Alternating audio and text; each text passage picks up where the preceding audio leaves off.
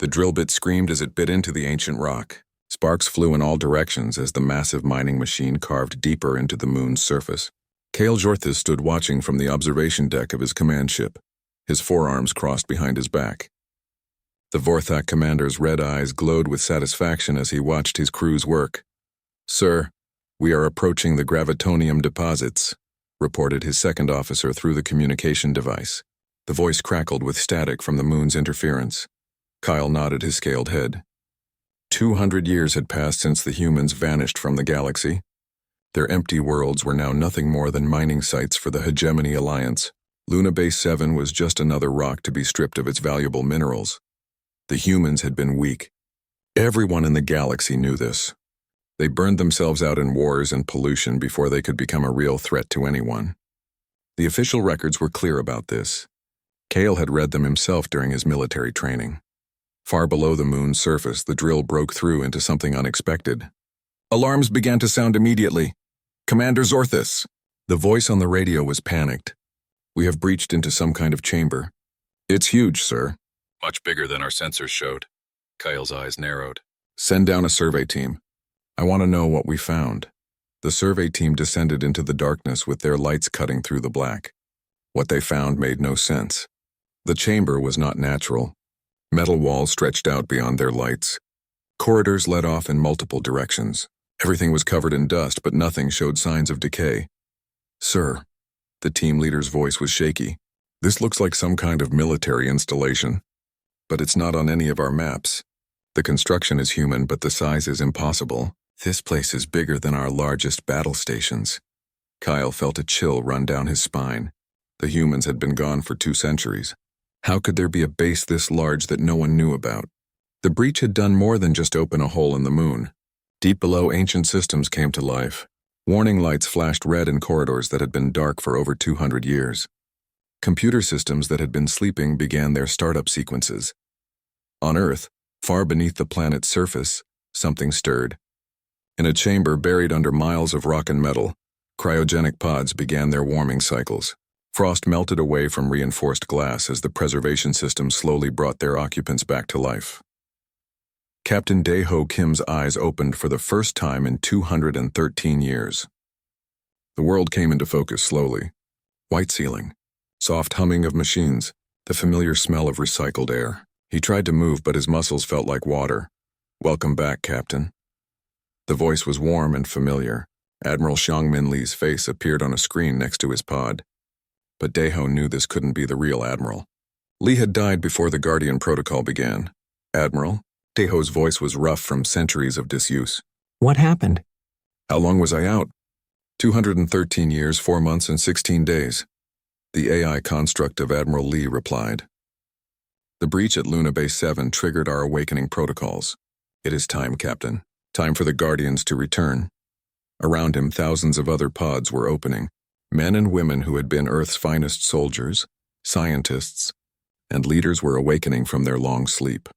Dr. Hyojin Park sat up in her pod nearby, her scientific mind already trying to process what was happening. "The galaxy believes we are extinct," Admiral Li's AI continued. "For over 2 centuries, they have divided our worlds among themselves. They have rewritten history to make us appear primitive and doomed to failure. Our people on the colonies have been enslaved or worse." Daeho struggled to stand. His legs shook but held his weight. Around him, 50,000 other humans were going through the same process. These were the best humanity had to offer. They had volunteered to sleep through the dark times so they could bring their species back when the moment was right. "What about Earth?" Dr. Park asked. Her voice was stronger than Daeho's. "What happened to our home?" "Earth is listed as a dead world in all official records," the AI replied. "The aliens believe nothing lives here anymore. They were wrong. While they fought over our colonies, we built this. The Guardian Protocol was designed to preserve not just our people, but our technology, our culture, and our hope." The chamber they were in was massive. It stretched out further than they could see. Other areas contained weapons, ships, and technology that had been developed during their sleep. The Guardian Protocol had not just preserved people. It had continued to advance human science and engineering. "Sir," a technician called out from a control station, "I'm reading massive energy signatures from the surface installations. The aliens up there are getting very nervous. Their ships are moving into defensive positions. Deho walked to the main command center. His body was getting stronger with each step. The view screens showed the alien mining operation on the moon. Dozens of Vorthak ships surrounded the excavation site. More ships were arriving every hour. They found one of our hidden bases, Admiral Lee's AI explained. Luna Base 7 was always meant to be discovered eventually. It was our way of announcing our return when the time was right. And is the time right? Dr. Park asked as she joined them at the command center. Look at the galaxy now, Doctor. The AI replied. New screens lit up showing star maps. Red markers showed worlds that had once been human colonies. 12 alien species united under the Hegemony Alliance. They have grown fat and lazy, ruling over our former territories. They believe they are the masters of the galaxy because they faced no real opposition for 2 centuries. They're about to learn they were wrong, Deho said quietly. On the screens, they watched the alien ships above Luna Base 7. The Vorthak were calling for reinforcements. Their commanders were confused and frightened by energy readings that showed technology beyond anything in their databases. The question now, Admiral Lee's AI said, is how do we announce our return? Do we reveal ourselves slowly? Or do we remind the galaxy what happens when you underestimate humanity? Deho looked around at his awakening comrades. Soldiers who had fought in the Proxima Wars. Scientists who had solved problems other species thought impossible. Engineers who had built wonders that alien minds couldn't understand. Admiral, he said, I think it's time the galaxy remembered why they were afraid of us in the first place. Above them, the alien ships detected massive power signatures coming from Earth itself. Sensors that had shown a dead world for centuries suddenly blazed with energy. Something was waking up down there. Something big. The sleeping giant was opening its eyes. The alien fleet above Luna Base 7 grew larger every hour. Commander Jiwoo Choi watched the enemy ships from her hidden position inside the Guardian base. She had been awake for 3 days now and her body felt strong again. The cryogenic sleep was becoming just a bad memory, Captain. Kim wants to see you in the briefing room, said Master Sergeant Dong Yoon. The big man had woken up 2 days ago and was already back to his old self. His weapons were clean and ready. His uniform was perfect. Jiwoo nodded and followed him through the corridors. The Guardian base was huge. Miles of tunnels and chambers stretched through the moon's interior. 50,000 people lived and worked here now, but there was room for 10 times that many. In the briefing room, Captain Dae-ho Kim stood before a large screen. The display showed star maps with red dots marking human colonies. There were hundreds of them, scattered across dozens of star systems. The situation is worse than we thought, Kim began. Dr. Bo Young-song has been analyzing alien communications. What we've learned is disturbing. Dr. Song stepped forward. She was a small woman with intelligent eyes. The aliens didn't just take our colonies. They rewrote history. According to their official records, humans were a primitive species that destroyed themselves through war and pollution. That's impossible, said Jiwoo. The whole galaxy knows about our achievements. Our technology. Our culture. No, they don't, Dr. Song replied sadly. The Hegemony Alliance erased all evidence of human advancement. They made us look like savages who got lucky with a few inventions. The screen changed to show captured alien documents. The words were translated into human language. What Jiwoo read made her angry. Humans were aggressive but stupid, she read aloud. They had basic space travel, but no real understanding of science. Their weapons were crude. Their ships were slow. They burned out their homeworld and died fighting each other over scraps. Every word is a lie, Kim said, but it's what the galaxy believes now. It justifies everything the aliens have done to our people. Our people? Dong Hyun asked. You mean there are still humans alive out there? Dr. Song nodded. Millions of them. But they live as slaves, servants, or test subjects. The aliens treat them like animals. They think humans are barely intelligent enough to follow simple orders. The room fell silent. Jiwoo felt sick. For 200 years while the Guardians slept, their people had suffered under alien rule. What's our mission? She asked. Kim activated another display. This one showed ship designs that looked like nothing she had ever seen. They were sleek and deadly, with curves that seemed to bend light around them. We're going to find out exactly what happened to our colonies. These are stealth fighters built with technology developed during our sleep. They're invisible to alien sensors. Completely invisible? How is that possible? Jiwoo asked. Quantum phase shifting, Dr. Song explained. The ships exist slightly out of normal space-time. Alien sensors can't detect what isn't fully in their dimension. Jiwoo stared at the ship designs. They were beautiful and terrifying at the same time. How many missions? 47 systems. 47 reconnaissance flights. We need to know the current state of every human colony before we decide our next move. Over the next week, Jiwoo and her pilots prepared for their missions. The stealth fighters were amazing machines. They responded to thought as much as touch. The quantum phase drives made no sound and left no energy signature. The first mission took Jiwoo to New Geneva, humanity's former capital world. The trip that once took months now took only hours with the new drive technology. She stayed phased just outside normal space, invisible to the alien sensors. What she saw broke her heart. The beautiful crystal cities humans had built were gone. In their place stood ugly metal structures that looked like prisons. Humans worked in the fields under the watch of armed alien guards.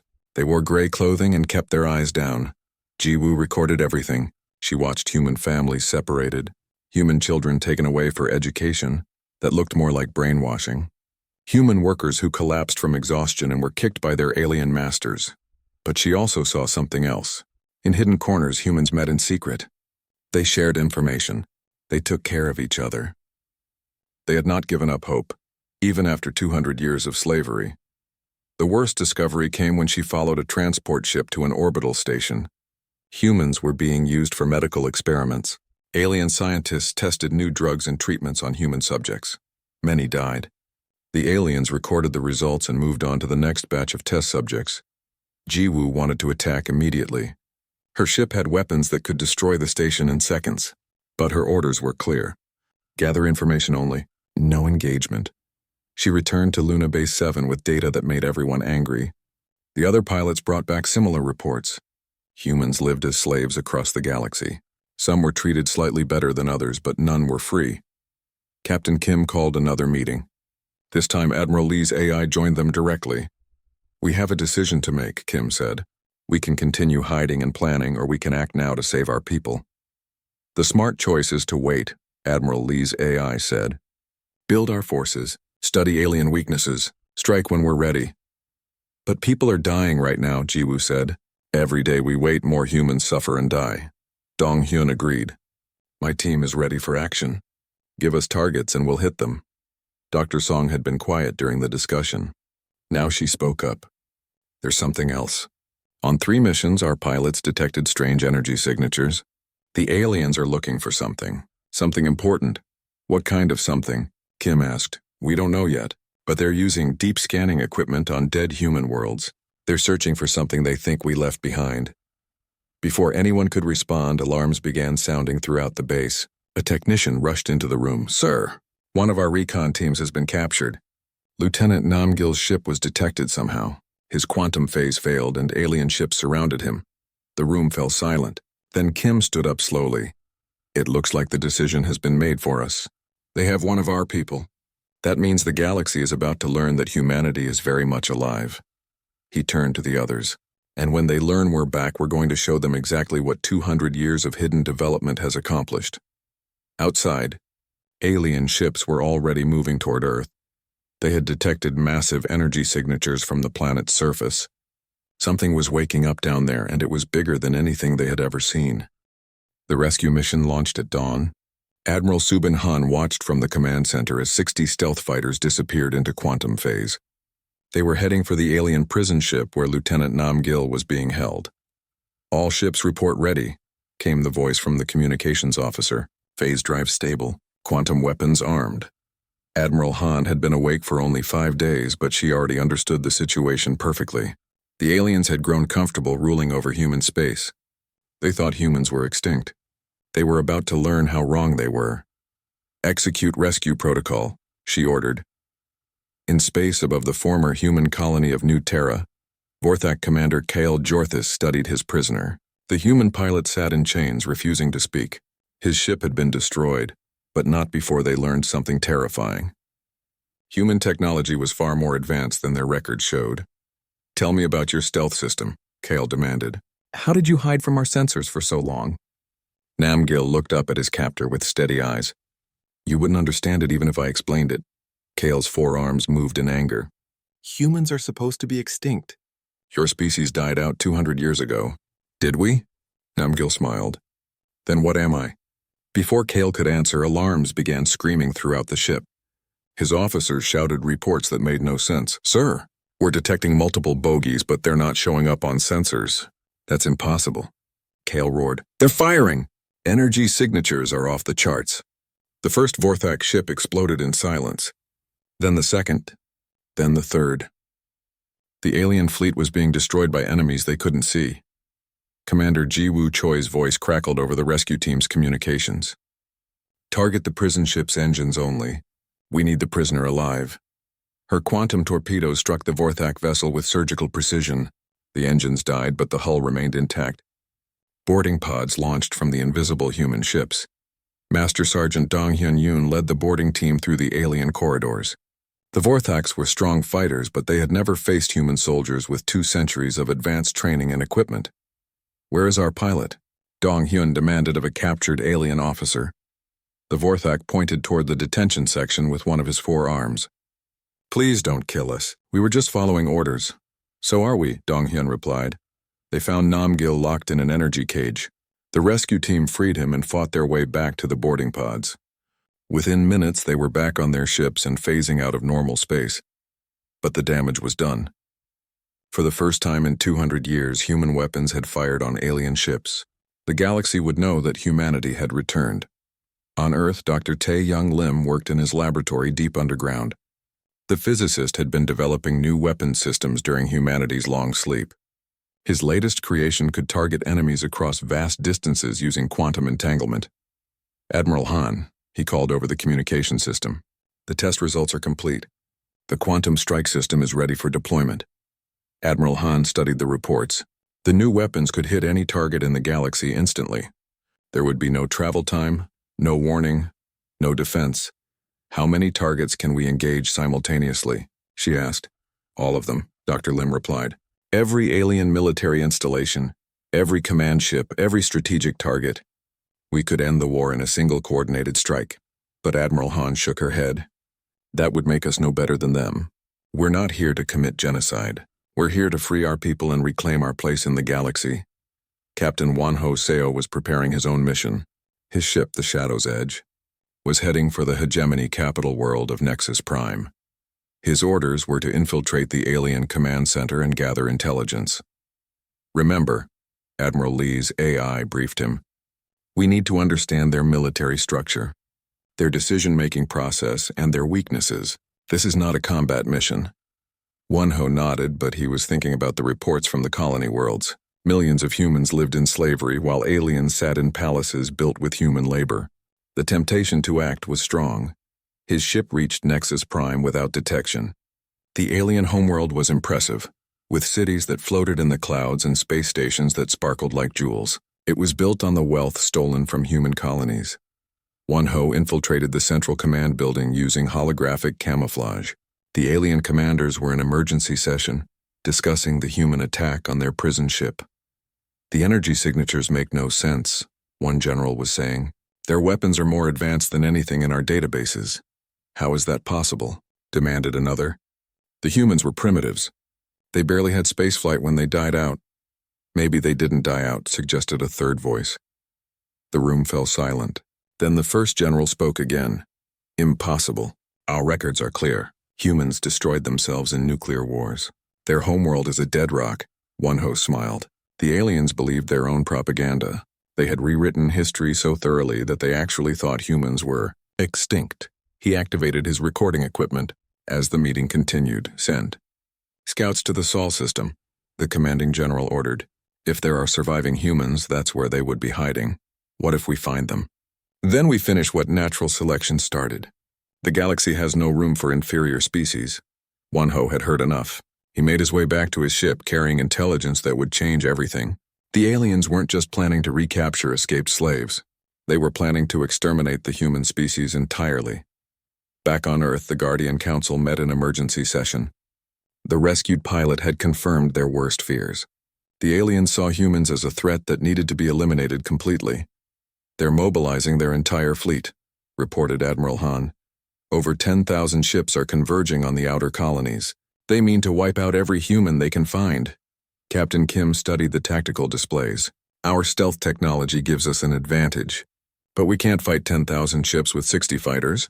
We don't have to fight them, said Dr. Song. We just have to make them fight each other. She activated a new display showing the Hegemony Alliance's internal structure. 12 different alien species united under Vorthak leadership. But the alliance has cracks. Some species were conquered, not recruited.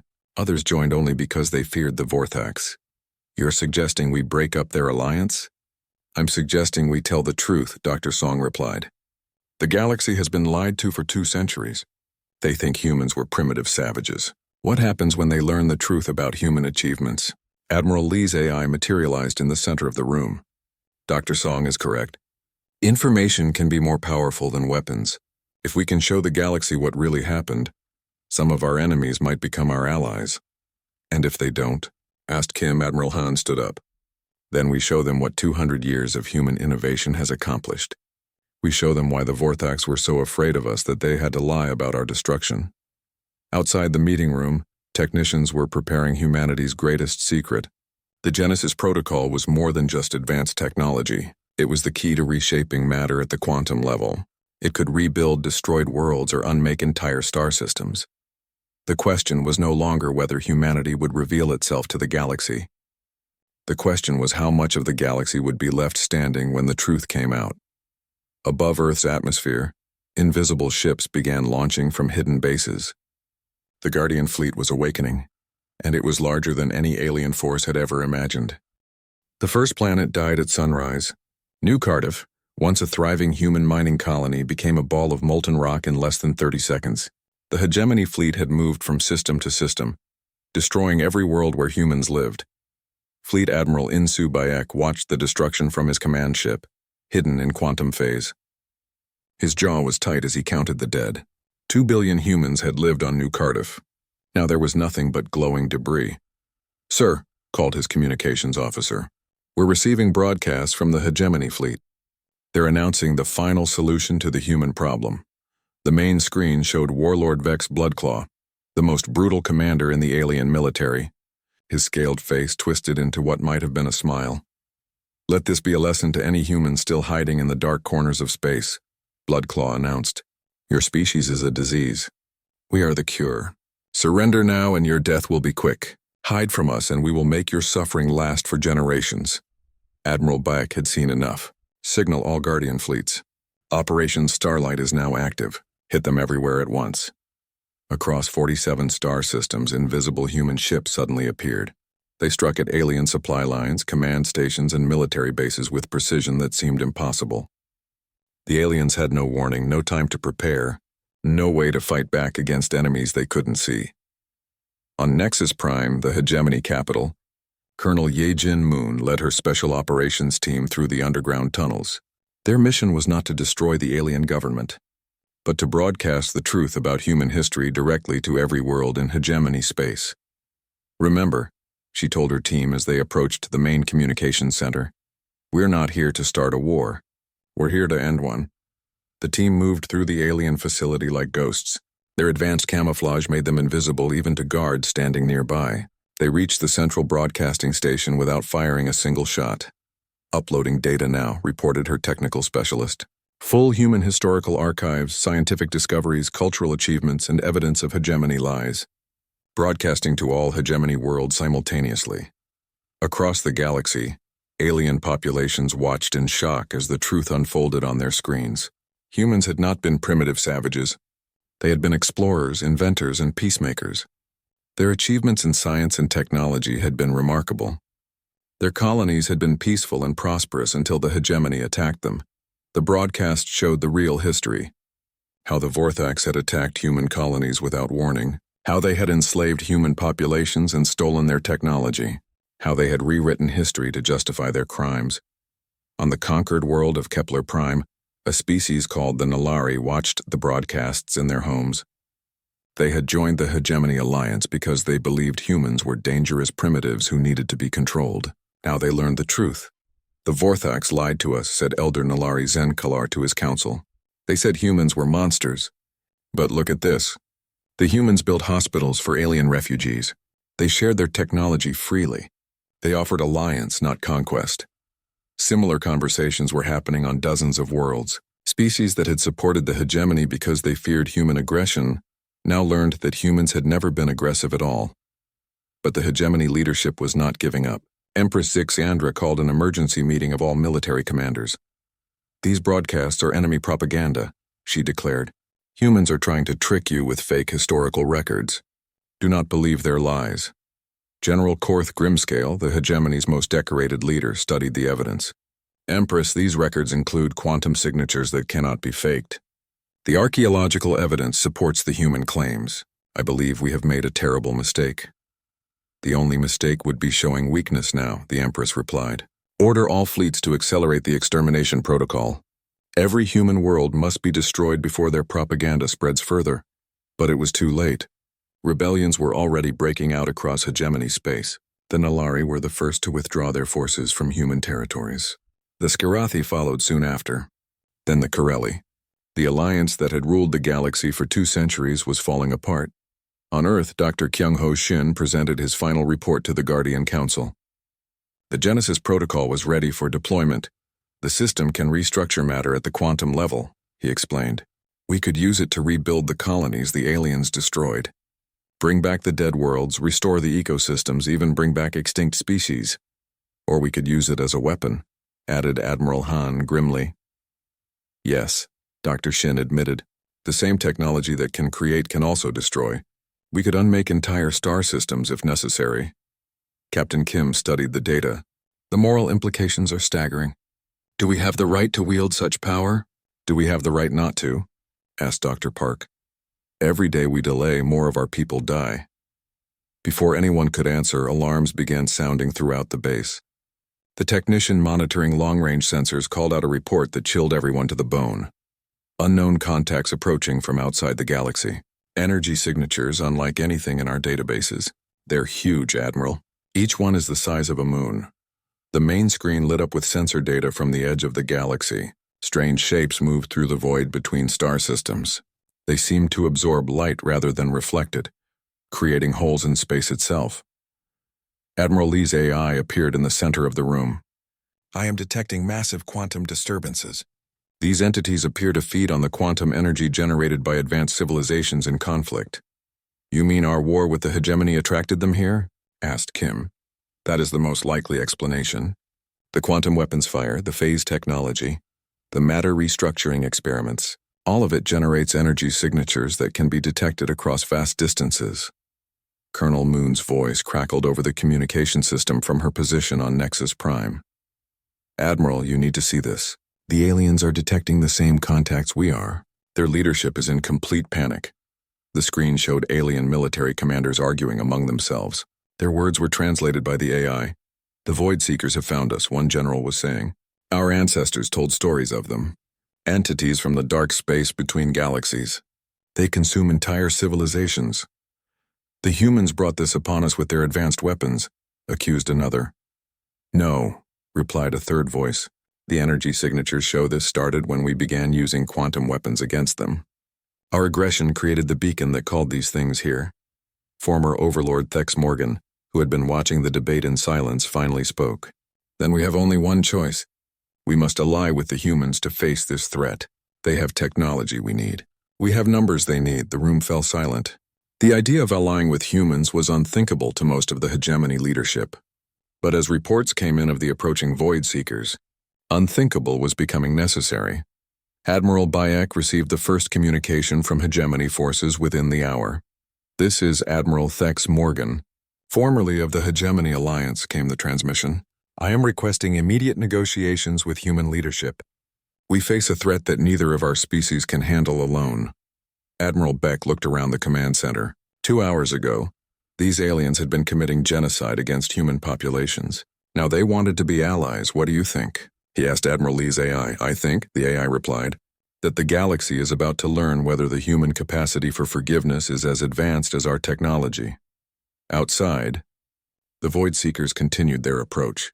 The war between humans and aliens suddenly seemed very small compared to what was coming from the dark between the stars. The first Void Seeker touched the edge of the solar system at midnight. Captain Yunji Kang watched from her fighter as the massive entity moved through space like a living shadow. It was 3 times the size of Earth's moon, and it seemed to bend light around itself.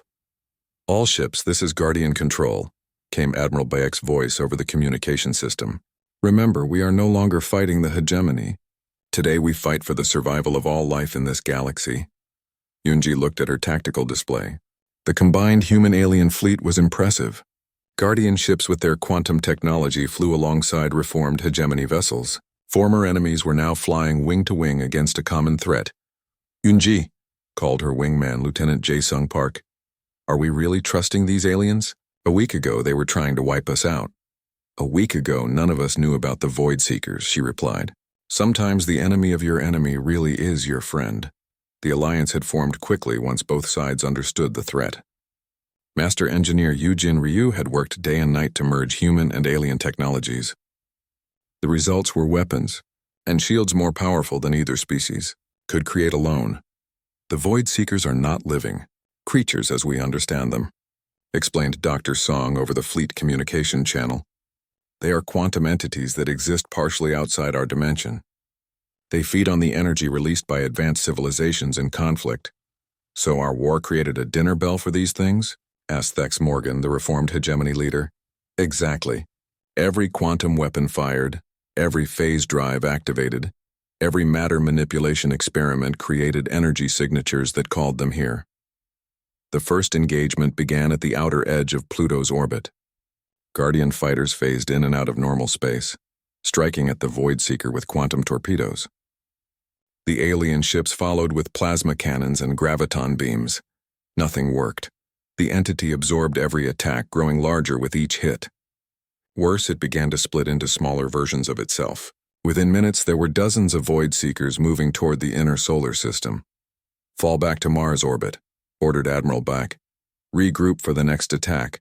But Premier Min-Kyu, the newly elected leader of the restored human government, had other ideas. He opened a communication channel to the entire fleet. "This is Premier O speaking to all ships, human and alien. I want to try something different. Instead of attacking these entities, I want to communicate with them." "Sir, they're not really alive," protested Admiral Han. "They're more like a force of nature." "Everything in the universe follows patterns," O replied. "Even forces of nature can be understood and influenced." He activated the most powerful communication array in the human fleet. Instead of weapons fire, he broadcast mathematical sequences, scientific principles, and cultural exchanges from both human and alien civilizations. For a moment, nothing happened. Then the Void Seeker stopped moving. "They're responding," reported Dr. Ryu from her engineering station. "The entities are broadcasting back. It's not language as we understand it, but it's definitely communication."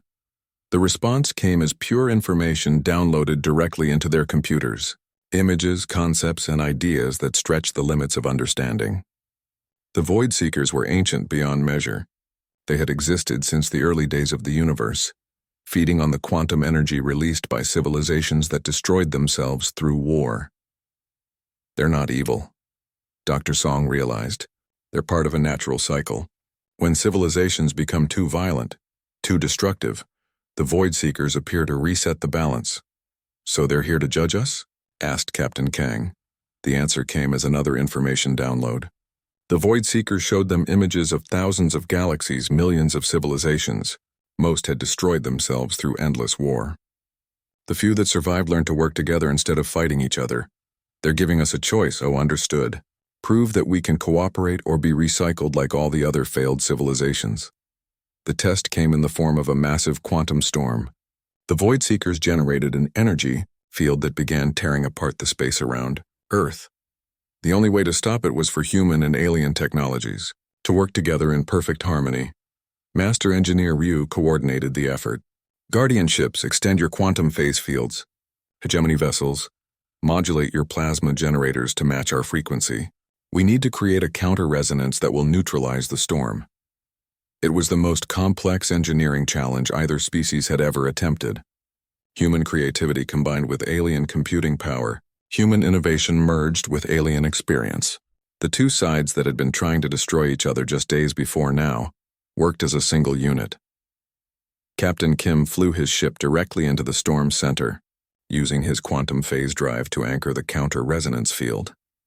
Alien ships formed a defensive perimeter around him, their shields protecting his vessel from the worst of the energy discharge.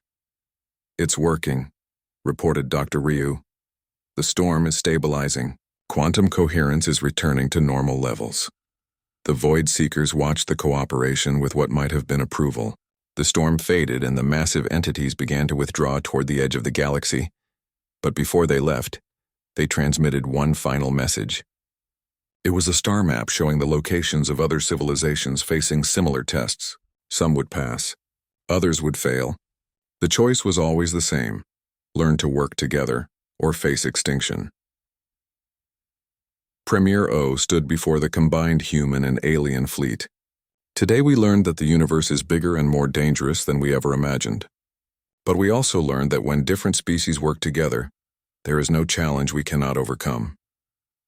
The alliance that had been born from necessity began to grow into something stronger. The new Galactic Accord was signed on Earth, with representatives from 12 species putting their names to a document that promised cooperation instead of conquest. Former enemies became partners in rebuilding the destroyed colonies. Human quantum technology helped restore dead worlds. Alien manufacturing capabilities provided the raw materials needed for reconstruction. Together, they accomplished in months what would have taken decades for either species alone. Captain Yoonji Kang was chosen to become humanity's first galactic ambassador. Her mission was to seek out other civilizations and offer them the same choice: join the growing alliance or face the threats of the universe alone. Remember, Premier O told her before she departed on her first diplomatic mission, "We are no longer trying to prove human superiority. We are trying to prove that different species can be stronger together than any could be apart." As her ship launched from Earth orbit, Yoonji looked back at the blue-green world where humanity had first learned to reach for the stars. The planet was no longer hidden and isolated. It had become the heart of a new kind of galactic civilization. The Void Seekers continued to patrol the edges of the galaxy, watching for signs of destructive conflict. But they also watched for signs of cooperation and growth. Civilizations that learned to work together were rewarded with knowledge and technology beyond their current understanding. Humanity had awakened from its long sleep, not as conquerors, but as guardians of something precious: the idea that different species could share the galaxy in peace. The shadows had fallen over the stars, but they had also revealed the light that existed when beings chose cooperation over conflict. The lost guardians of Earth had awakened, and they had brought with them a new dawn for the galaxy, a dawn where diversity was strength, where differences were celebrated, and where the vast darkness between stars was filled with the light of species working together toward a common future. In the deep space monitoring stations at the edge of human territory, sensors continued to watch for new threats and new opportunities. The galaxy was vast, and there were always more civilizations to meet, more challenges to face, and more chances to prove that the universe was better when its children learned to stand together. The human chapter in galactic history was no longer about survival. It was about showing others how to thrive.